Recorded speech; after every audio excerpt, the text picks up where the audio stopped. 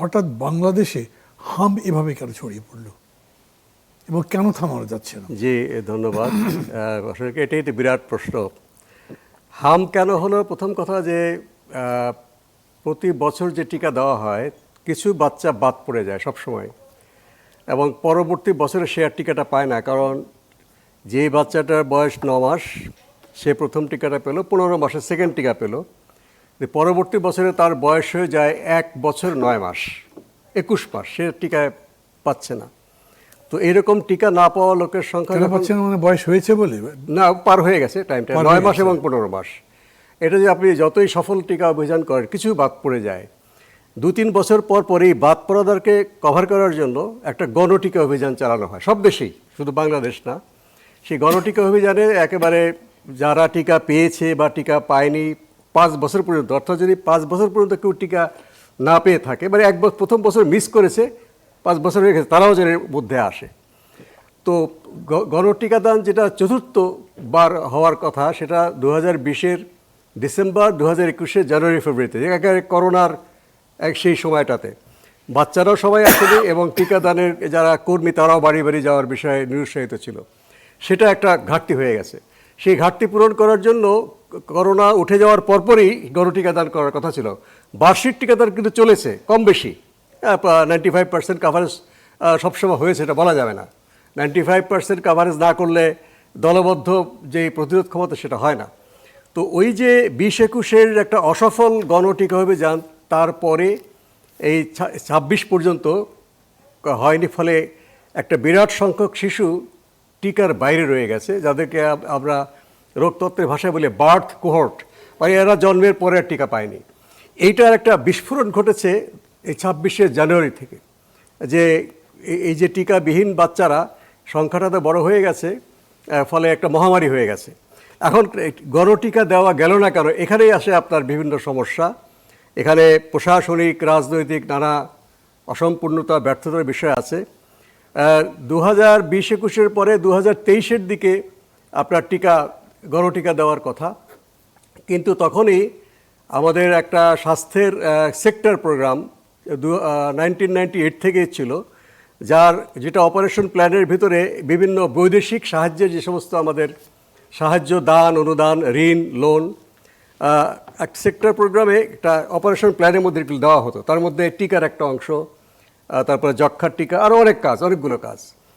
তো ওই সময় 2023 সালের সময় আওয়ামী লীগ সরকারের সময় সিদ্ধান্ত হলো যে আমরা সেক্টর প্রোগ্রাম চালাবো না, কারণ দাতা সংস্থাও বলেছে যে তোমরা তো এখন উন্নয়ন হয়ে যাচ্ছে, মধ্য আয়ের দেশ হয়ে যাচ্ছে, আর তোমাদের চেয়ে তো গরিব দেশ আফ্রিকার মানে সাব সাহারান আফ্রিকাতে, তারাও টাকা কমিয়ে 35% আসছে, আর সরকার এটা রেভিনিউ, বাকি 65% টাকা রেভিনিউতে দিবে।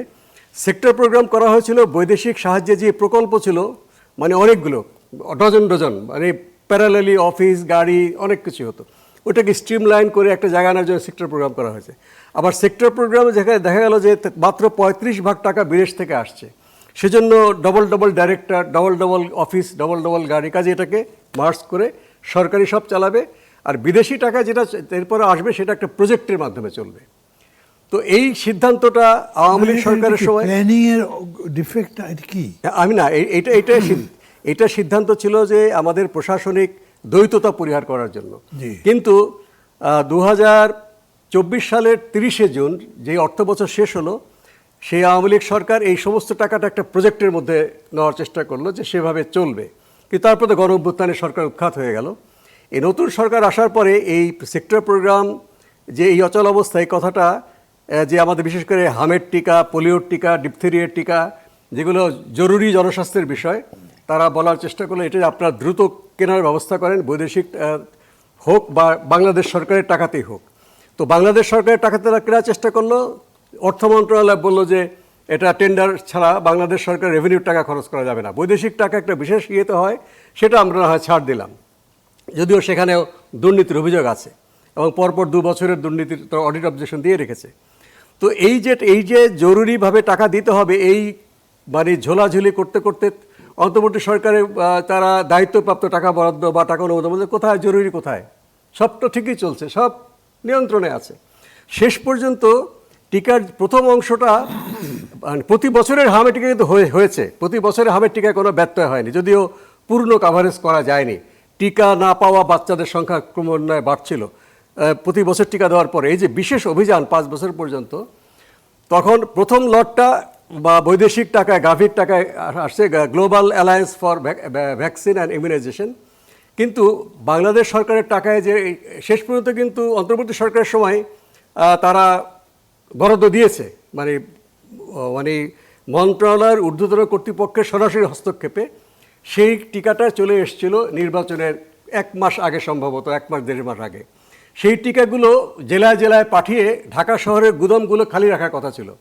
জেলায় জেলায় পাঠাতে 2টা সমস্যা দেখা গেল। একটা হলো যে করোনার সময় ইউএসএআইডি কতগুলো ট্রাক দিয়েছিল এই ফ্রিজের মধ্যে টিকা রেখে সেইগুলো পরিবহন করার। ইউএসএআইডি তো ডোনাল্ড ট্রাম্প ক্ষমতা গ্রহণ করার পর সব টাকা উইথড্র করলো এবং বিশ্ব স্বাস্থ্য সংস্থার টাকাটাও 1 বছর পরে উইথড্র করে ফেললো। এটাও একটা প্রভাব আছে কিন্তু টিকা সংকটে। যাই হোক, তো ওই ট্রাকের তেলের টাকা সরকারের দেওয়ার কথা, ড্রাইভারের সরকারি। সেই তেলের টাকা যদি রেভিনিউ খাত থেকে দিতে হয়, তাহলে টেন্ডার করে কোন কোন পেট্রোল পাম্পটা টাকা তেল সেই সিদ্ধান্ত লাগবে, সেটা হয়নি। তারপরে পোর্টার যারা দিনমজুর, যারা এটা টিকা ঘাড়ে করে, যেখানে মানে কোনো রাস্তা নেই, নৌকায় নিতে হয়, নৌকাও নেই, পায়ে হেঁটে নিতে হয়, তাদের 9 মাস তাদের যে মজুরি সেটা বিদেশি টাকায় আসতো, সেটা বন্ধ। তো বাংলাদেশ সরকার থেকে তাদেরকে তো এরকম টাকা দেওয়া হয় না, তাহলে তারা একটা রিক্রুটিং এজেন্সিকে হায়ার করবে টেন্ডারের মাধ্যমে, তাদের মাধ্যমে সেটা যাবে। এই কারণে দ্বিতীয় লটের টিকা আসার পরেও এটা বিভিন্ন জায়গায় মানে চলে যাওয়াটা হয়নি। এটা ঠিক, টিকা ছিল, কিন্তু 2 লটের টিকা আসতে আসতে আপনার অন্তর্বর্তী সরকারের প্রায় শেষ সময় চলে এসছে, ফলে গণটিকা অভিযান করা যায়নি। এই জমানো টিকা দিয়ে কিন্তু আমরা এই মাসের প্রথম সপ্তাহ পর্যন্ত, মানে বিদেশি টিকা আসছে এই মাসে, এই টিকা কিন্তু চলেছে। কাজে টিকা ছিল না এটাও ঠিক, কারণ টিকাটা যদি যথাসময়ে আনতে পারতো বাংলাদেশ সরকার, বিশেষ ইয়ে দিয়ে, যেটা এই সরকারও করেছে। এই সরকার বিদেশি টিকাটা এসছে মানে সর্বোচ্চ পর্যায় থেকে বিশেষ ক্ষমতা বলে এই রেভিনিউর টাকা দিয়ে টিকাটা আনা হয়েছে, কোনো নিয়মের মধ্যে আসেনি। সে কথা পরে আসছে, সময় পেলে বলবো কেন এগুলো বাড়তে হচ্ছে বারবার। তো এই সরকারের সময় যখন শিশু মারা গেল, তখন বোঝা গেল এটা কত জরুরি। তো অন্তর্বর্তী সরকারের সময় তারা হয়তো ভেবেছে শিশুরা তো মারা যাচ্ছে না, সব ঠিকই আছে, কাজে এখন জরুরি ভিত্তিতে কেন আনতে হবে। কিন্তু জরুরি ভিত্তিতে তারা এনেছেন শেষ মুহূর্তে। এই যে টিকা গণটিকা অভিযানটা হয়নি এবং প্রতি বছরের টিকা অভিযান পরিপূর্ণভাবে সফল করা যায়নি, ফলে জমে যাওয়া শিশুদেরকে টিকার কাভারেজে না আনার কারণে এটা একটা বিস্ফোরণ ঘটেছে। এই জন্য একটা টিকার কারণে একটা হচ্ছে আমাদের সিদ্ধান্ত গ্রহণ যে প্রক্রিয়া, কোনটা জরুরি না, জনস্বাস্থ্যের জরুরি পরিস্থিতি কি, এই বিষয়ে আমরা বারবার, আমি বিশেষ করে লেনিনরা বলেছে যে আওয়ামী লীগ সরকারের সময় থেকে আমরা বলেছি এটা একটা জনস্বাস্থ্যের জরুরি পরিস্থিতি। যখন ডেঙ্গিতে অনেক মানুষ মারা যাচ্ছিল, তারা বলছে না সব ঠিক আছে, নিয়ন্ত্রণে আছে, এটা জরুরি পরিস্থিতি না। অন্তর্বর্তী সরকারের সময় এই যে হামের টিকা বা ডিপথিরিয়ার টিকা আনা হবে কিনা, জরুরি কিনা, অন্তর্বর্তী সরকার বলে এটা জরুরি কিছু না, এটা টেন্ডারের মাধ্যমে আসতে হবে। তারা জনস্বাস্থ্যের জরুরি পরিস্থিতি বুঝতে চাইলেন না। বর্তমান সরকার দেখুন তারা অনেক কাজ করছে, জরুরি ভিত্তিতে সবই করছে, কিন্তু জরুরি কথাটা তারা মানতে রাজি না। এখন আপনি মাননীয় যারা দায়িত্বে আছেন জিজ্ঞেস করেন, বলবে আমাদের সব কিছু নিয়ন্ত্রণে আছে, কোনো জরুরি পরিস্থিতি না। সমস্যাটা হলো ওইখানে, একদিকে প্রশাসনিক গাফিলতি, আরেকটা জরুরি পরিস্থিতি বুঝে জরুরি অবস্থায় কী কী কাজ করতে হবে সেটা একটা স্ট্যান্ডিং অর্ডার না থাকার কারণে সর্বোচ্চ পর্যায় থেকে বারবার হস্তক্ষেপ করতে হচ্ছে। এটা কোনো আইন হতে পারে না, কোনো ব্যক্তির সদিচ্ছার উপরে জরুরি কাজ থেমে থাকতে পারে না। এই টিকার যে জনস্বাস্থ্যের জরুরি পরিস্থিতি, এরকম অন্য একটা জরুরি পরিস্থিতি আবারও হবে, ডিপথেরি নিয়ে হতে পারে, ডেঙ্গি নিয়ে হতে পারে, অন্য বিষয় নিয়ে হতে পারে।